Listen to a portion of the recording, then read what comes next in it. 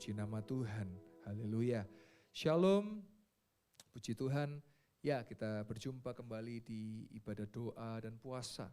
Ya, memang ini secara recording, secara premier. Karena memang di jam yang sama ini ada ibadah lansia dan pionir, ya.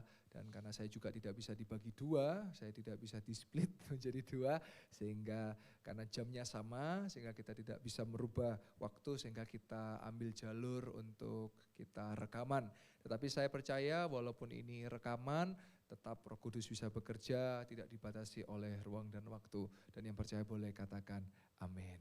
Boleh tulis di kolom komentar di live chat, katakan amin, amin, amin, amin.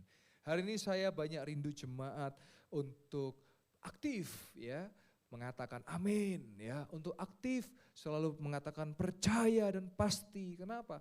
Karena itu adalah perkataan iman. Dan ketika kita katakan iman, kita berkata-kata dengan iman, maka yang mustahil menjadi mungkin. Katakan amin. Tulis yang mustahil menjadi mungkin. Tulis di kolom penuhi ya. Haleluya. Puji nama Tuhan. 2 hari yang lalu saya pergi ke Blitar, karena sekarang setiap Selasa saya pergi ke Blitar. Setengah hari saya berangkat untuk kunjungan. Saya kemarin ke Rusun Nawa, ke Rusun warga di mana di situ ada jemaat Blitar. Saya datang ke tiap rumah-rumah, saya berdoa bagi mereka dan saya berdoa juga buat gedung, saya berdoa buat tanah di situ berada. Oh, saya percaya di kota Blitar akan terjadi kegerakan dan kegerakan dimulai dari yang namanya doa. Lalu saya datang juga ke rumah seorang jemaat, sekalian rumahnya minta didoakan karena ya ada kuasa-kuasa gelap, ada roh jahat, dan di situ saya melakukan pengusiran di situ dan doa-doa, dan sampailah di sebuah kamar ya, di mana ketika doa ya ternyata di dalam kamar itu ada jimat, Bapak Ibu Saudara. Ada benda-benda klenik, ada benda-benda mistis, dan saya tanya kepada pemilik rumah, loh di daerah sini gimana? Iya, dulu ART saya selalu cerita kalau ada ini, saya bilang ya ini penyebabnya, jimat ini, saya bilang. Sebab itu kita harus bakar itu di dalam nama Yesus, dan kemarin kita bakar, saudara. Ya 2 hari yang lalu kita bakar di dalam nama Yesus, dan ketika doa selesai saya tanya kepada jemaat bagaimana, apa yang dirasakan sekarang. Oh iya, saya coba keliling rumah kok sudah damai sejahtera. Ya, damai sejahtera hanya kita bisa dapat di dalam Yesus Tuhan. Yang percaya katakan amin.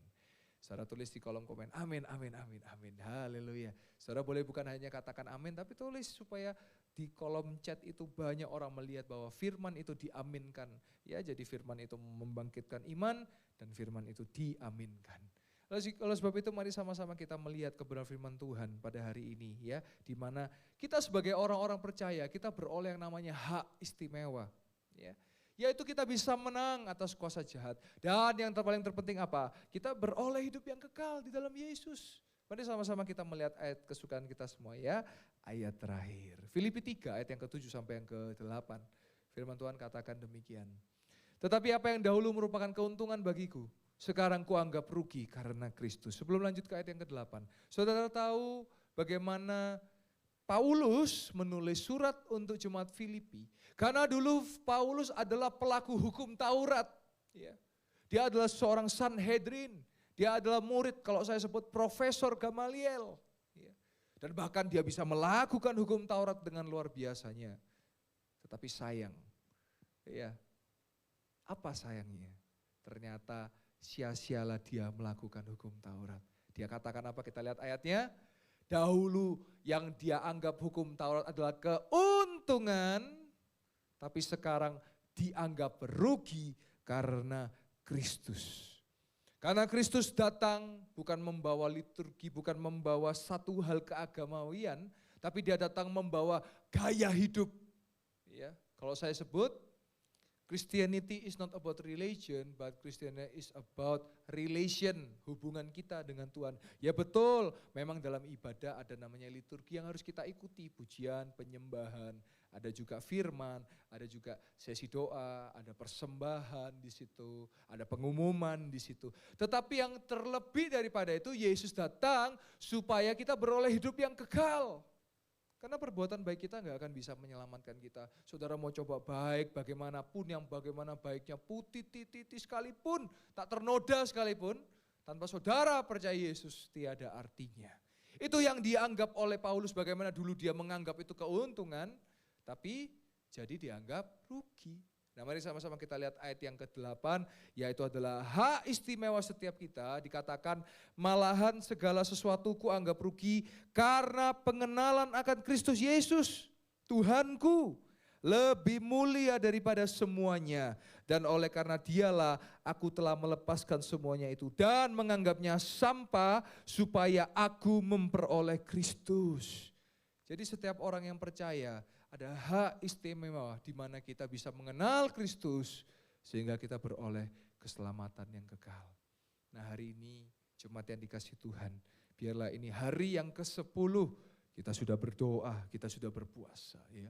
Mungkin ada yang jadi kurusan ya karena ada yang bilang sama saya, wah enak ini Pak sekalian diet gitu ya. Ya jangan lupa doa ya. Anda puasa-puasa enggak doa ya memang jadinya diet ya. Tapi kita hari ini enggak lagi diet Bapak Ibu. Kita lagi membangun spiritual rohani kita. Kita lagi membangun manusia roh kita. Supaya kita tidak ngurusi daging. Makanan itu daging saudara. Tapi hari ini kita penuhi roh kita dengan kita melekat dengan Tuhan. Nah salah satu fasilitas dengan doa puasa 30 hari. Secara tiap hari kita dapat Senin sampai Jumat ada yang disampaikan. Ya. Dan Sabtu Minggu kan ada ibadah. Ya Sabtu Minggu ada Sabtu pagi dan minggunya saudara ibadah raya. Sabtu sore juga ibadah raya. Wow, kita dipenuhi dengan firman yang melimpah. Nah biarlah kita di bulan kita berpuasa 30 hari ini, kita juga mengalami Tuhan. Sehingga apa? Kita mengalami pengenalan akan Yesus. Jadi yang selama ini kita pikir untung, ternyata rugi. Tanpa Yesus itu rugi. Sehingga hari ini pengenalan akan Yesus itulah keuntungan.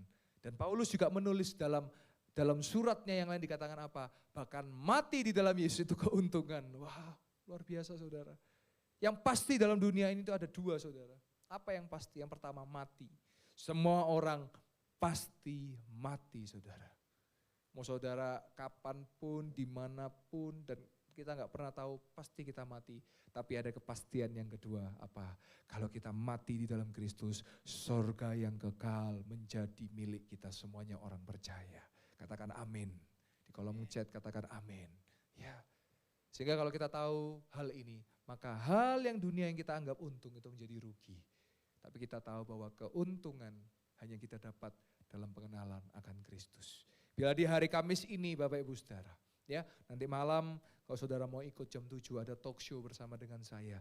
Saya rindu akan berdialog dengan jemaat kalau mereka punya pertanyaan atau Anda punya pertanyaan. Ya, saya harap pertanyaannya bukan Pak Yul suka makan apa, wah itu saudara bukan tanya tentang ini tapi saudara kepo.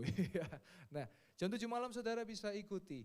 Ada talk show dan saya rindu jemaat. Mungkin kadang-kadang ada pertanyaan-pertanyaan yang malu ditanyakan ya. Jangan malu saudara, karena malu bertanya sesat di jalan. Ya. Tapi kalau kebanyakan bertanya, ya kebanyakan jalan ya gitu ya. Ya saya percaya biar siang hari ini, pagi hari ini saudara mengalami Tuhan. Maupun saudara tonton tayangan ini berkali-kali biar juga jadi berkat bagi setiap kita. Amin.